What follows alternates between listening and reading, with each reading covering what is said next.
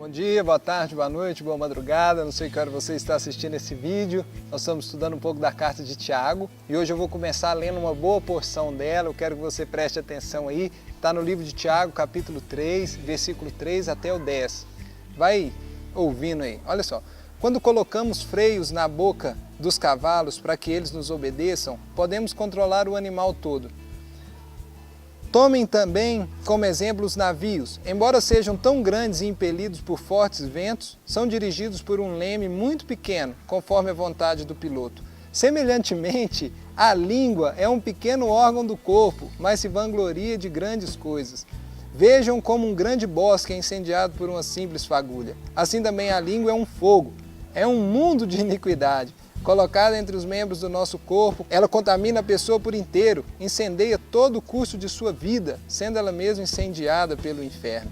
Toda espécie de animais, aves, répteis e criaturas do mar, doma-se e tem sido domada pela espécie humana.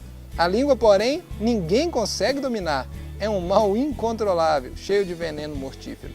Com a língua bendizemos o Senhor e Pai, e com ela amaldiçoamos os homens feitos à semelhança de Deus. Da mesma boca procedem bênção e maldição. Meus irmãos, não pode ser assim.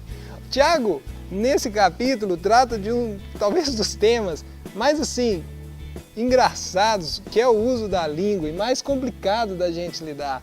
Porque quando a gente se pega falando dos outros ou fazendo uma fofoca, fazendo o que for com a nossa língua, exaltando a Deus, para nós é algo que nos constrange. Veja bem, eu lembro que na minha infância, minha mãe, todas as vezes que eu estava falando de alguém, ela dizia o seguinte: língua, chicote do corpo. Era meio amedrontadora, ela falava, olha, sua língua é um chicote, você tem que tomar cuidado. Para o povo judeu, e lembre-se que Tiago era judeu, o maior pecado que existia era o pecado de falar mal, era o pecado de usar a sua língua para o mal. Por quê? Eu estou com esse livro aqui, ó. Veja bem. É um livro que chama Hafetz Haim, uma lição para cada dia. Olha que interessante ele fala. Diz o seguinte: no entanto, acima de tudo, as palavras são o único meio pelo qual um judeu cumpre a finalidade para a qual ele foi criado, para comunicar a grandeza de Hashem e a sua presença no mundo. Para o judeu, a língua era o instrumento que conectava ele com o divino. Era o instrumento que ligava ele ao sobrenatural. Se você usa esse instrumento para difamar os outros, para falar mal dos outros, havia um problema aí. Veja, para o povo judeu, esse pecado da fala era dividido em 4 categorias. O primeiro, eu não sei muito hebraico, então não fica aí, ai, não é assim que fala, tá bom? Eu vou falar do jeito que se escreve. Eram 4. O primeiro era Lashon Hará, que é o pecado em si.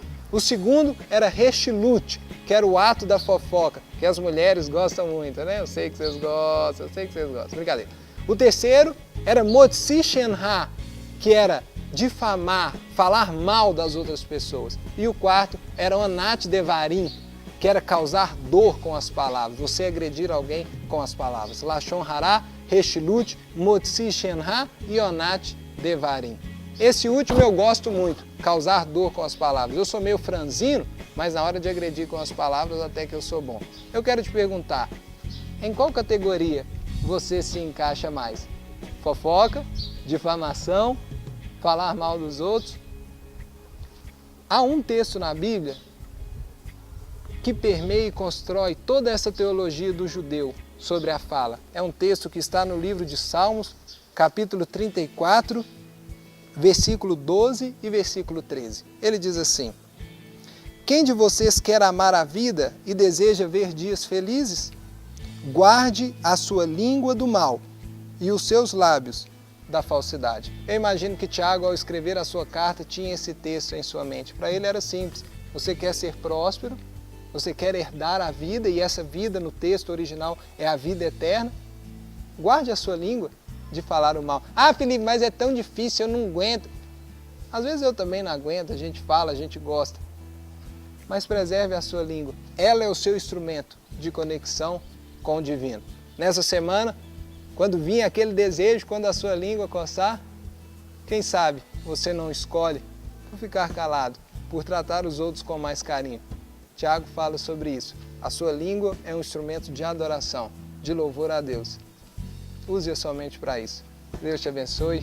Um abraço para você.